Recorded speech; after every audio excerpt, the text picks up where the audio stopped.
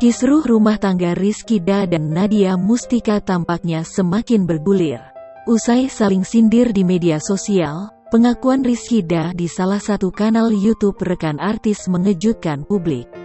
Pasalnya, Rizkyda mengaku telah menolak cerai Nadia Mustika saat usia pernikahan mereka baru 1 bulan.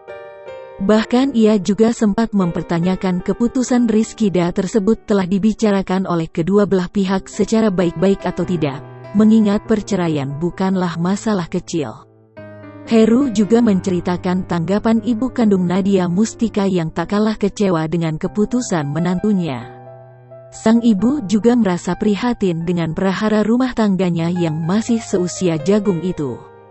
Tak hanya itu, sang ibunda juga mengaku ikut merasa sakit lantaran anaknya yang akan diceraikan sang suami.